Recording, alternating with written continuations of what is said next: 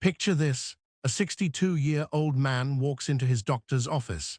He's been dealing with diabetes for 25 years, but his blood sugar has been all over the place. The doctor orders an MRI, and what they find changes everything.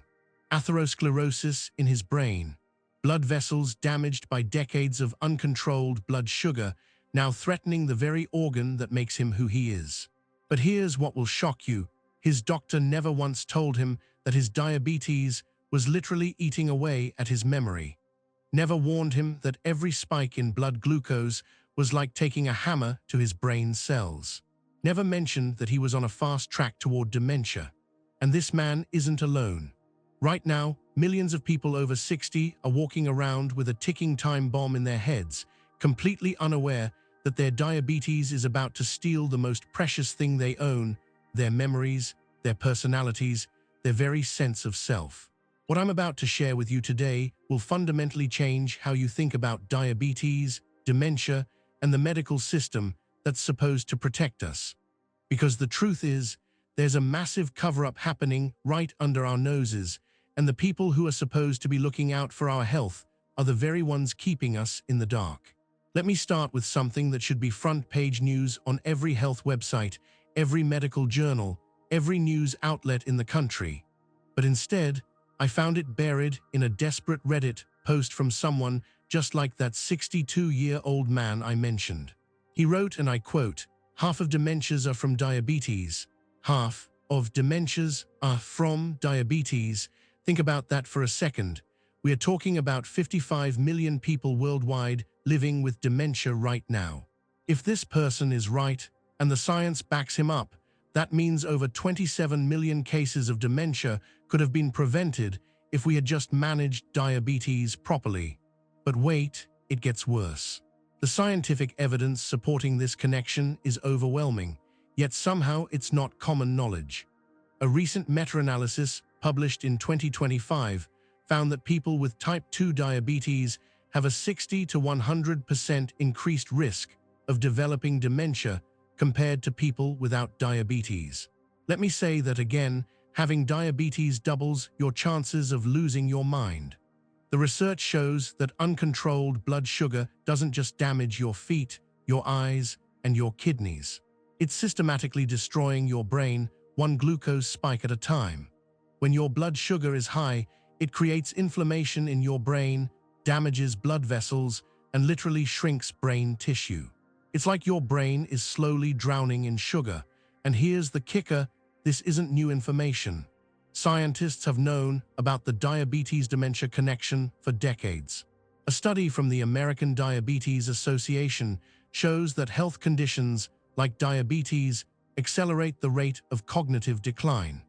The Mediterranean diet research proves that what you eat directly impacts your brain health.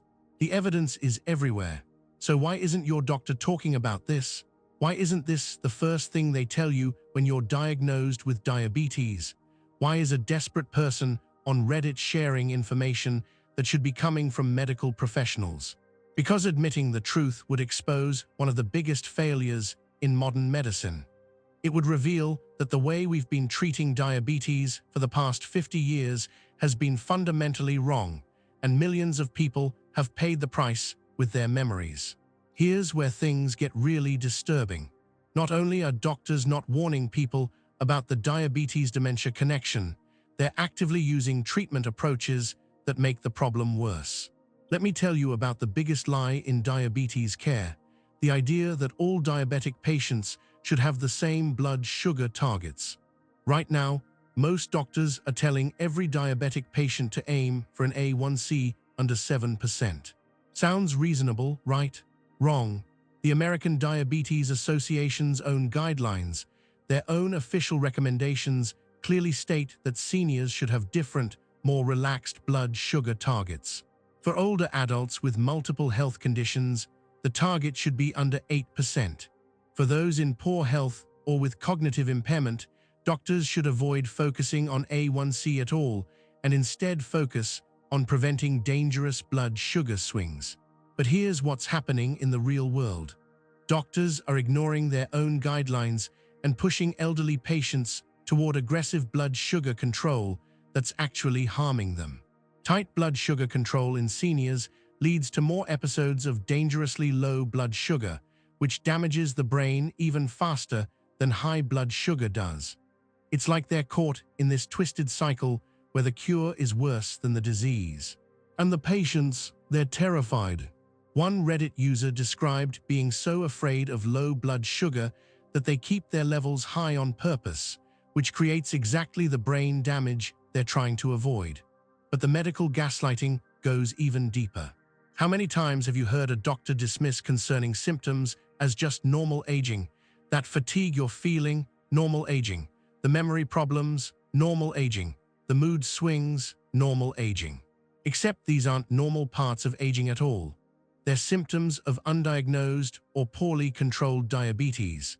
But by dismissing them, doctors are missing crucial opportunities for early intervention that could prevent cognitive decline. And then there's the polypharmacy trap. The average senior with diabetes is on multiple medications, sometimes 10 or more different pills every day. Each medication has side effects. When you combine them, those side effects multiply and interact in ways that nobody fully understands. Many of these medication combinations actually cause cognitive fog, memory problems, and confusion. So let me get this straight. We're giving seniors medications that cloud their thinking, using blood sugar targets that cause brain damage, and then dismissing their symptoms as normal aging. If this isn't medical gaslighting, I don't know what is. Here's a real example from the research. Caregivers report watching their diabetic family members tonguing pills instead of swallowing them, becoming paranoid after eating sugary snacks, and having dramatic mood swings tied directly to blood sugar fluctuations. These aren't behavioral problems, these are medication and disease management failures.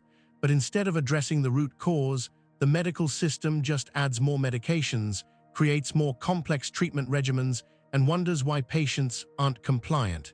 It's insane. Now let's talk about money, because that's where this story gets really ugly.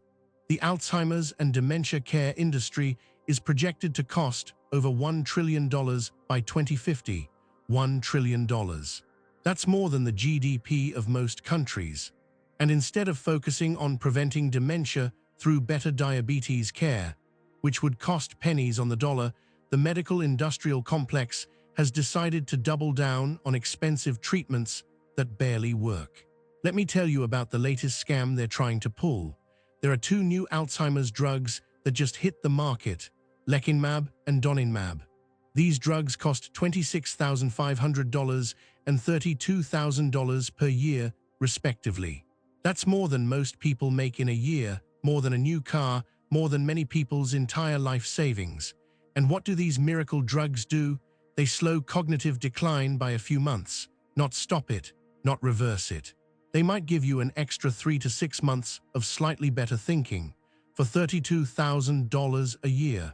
But here's what really makes me angry.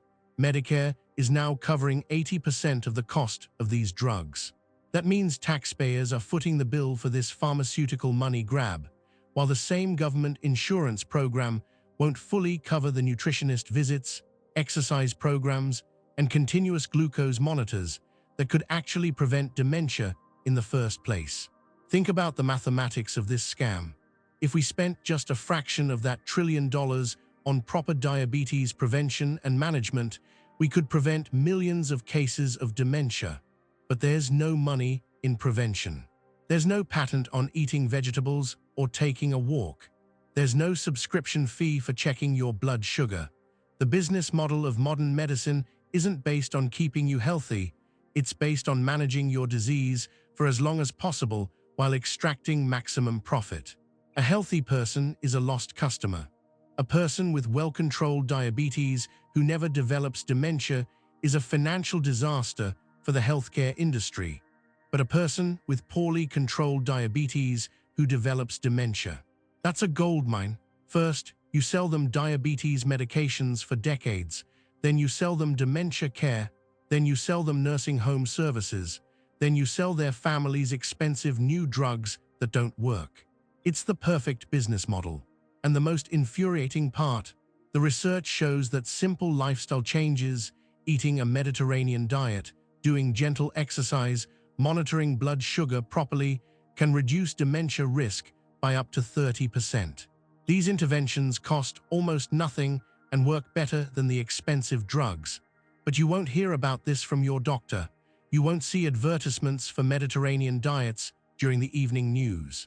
There's no marketing budget for eat more vegetables and take a walk. The only message you'll hear is that you need more medications, more procedures, more expensive interventions. But here's the good news, and this is where I'm going to give you the information that could literally save your brain. Despite all the medical gaslighting and profit-driven misinformation, there are things you can do right now to protect yourself from the diabetes dementia nightmare. First, let's talk about blood sugar monitoring. If you're over 60, you need to know your numbers, not just your A1C from your annual physical, but your actual daily blood sugar patterns. Get a continuous glucose monitor if you can afford it, or at least a regular blood glucose meter, and check your levels throughout the day. Here's what most people don't know. Your blood sugar after meals might be more important for brain health than your fasting blood sugar. Those post-meal spikes are what create the inflammation and blood vessel damage in your brain. If your blood sugar goes over 180 after eating, that's a red flag for brain damage. Now, let's talk about the Mediterranean secret. The research is crystal clear on this. People who follow a Mediterranean diet have an 11 to 30% reduction in age-related cognitive disorders. This isn't some fad diet. This is the closest thing we have to a fountain of youth for your brain. What does a Mediterranean diet actually mean? It's simpler than you think. Fill half your plate with non-starchy vegetables, things like leafy greens, broccoli, peppers, tomatoes. Add some olive oil, which contains compounds that literally protect your brain cells. Include fish twice a week for omega-3 fatty acids. Eat berries regularly, they're like medicine for your brain. And here's something that will shock you. Eating berries regularly can reduce your diabetes risk by up to 15%. 15%, that's better than most medications, and the only side effect is that they taste good. But what if you have mobility issues? What if traditional exercise seems impossible? This is where the research on gentle movement becomes a game changer. Chair yoga, tai chi, and simple balance exercises can regulate blood sugar just as effectively as more intense workouts. Here's how it works. When your muscles contract, even gently, they absorb glucose from your bloodstream. It's like giving your body a natural insulin shot. Even 5 minutes of chair exercises after a meal can prevent those dangerous blood sugar spikes that damage your brain. The research shows that mindful movement practices don't just help with blood sugar, they improve balance, reducing fall risk, enhance mood, and even help with sleep.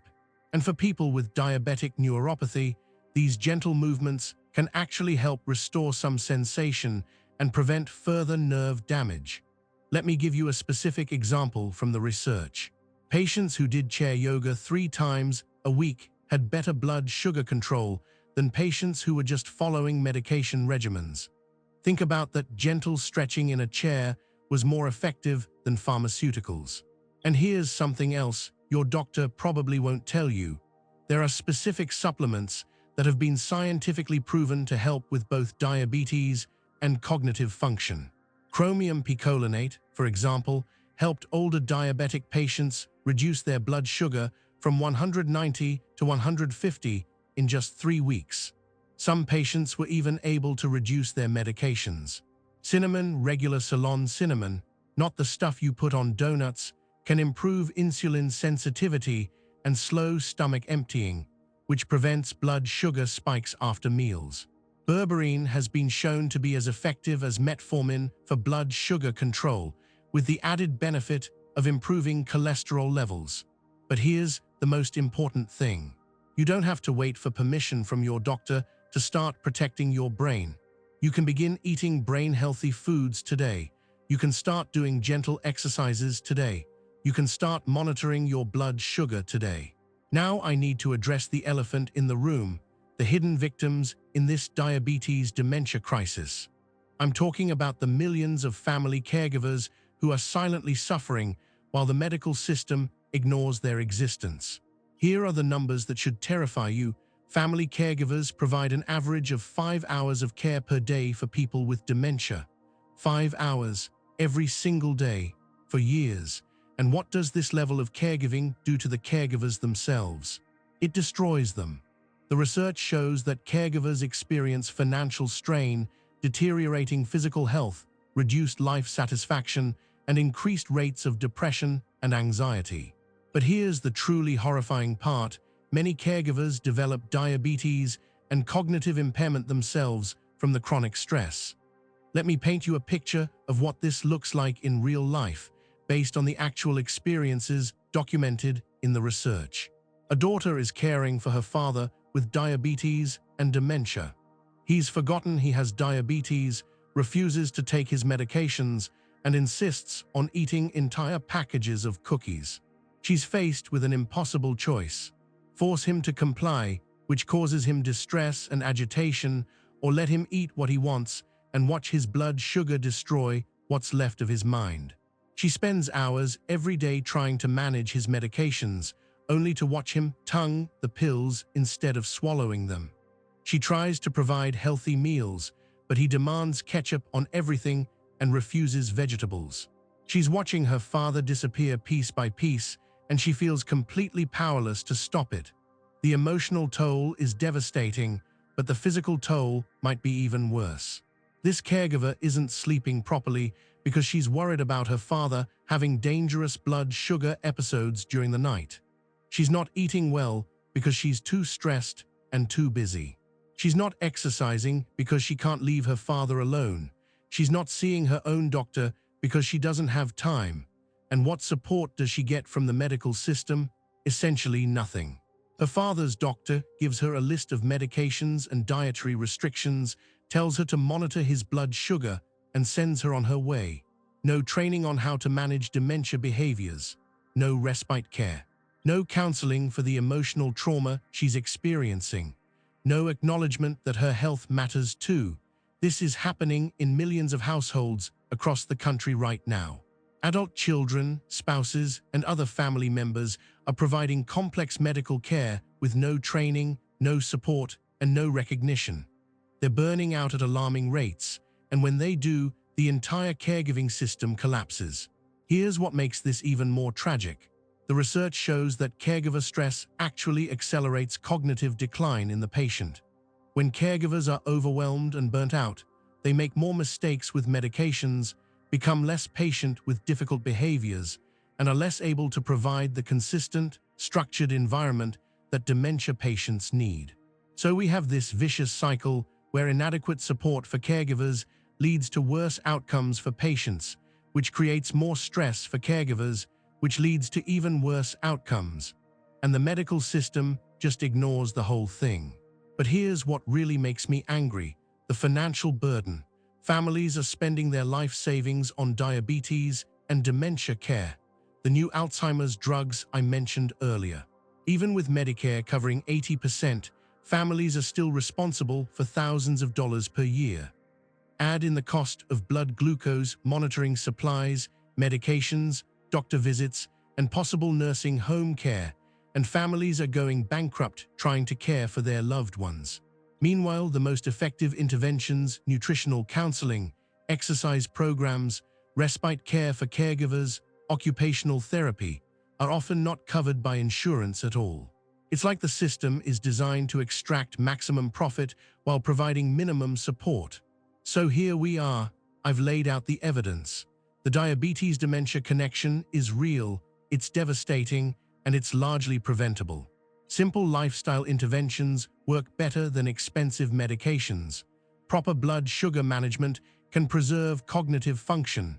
Supporting caregivers is essential for the entire system to work. But instead of focusing on these solutions, we have a medical system that profits from disease, not health.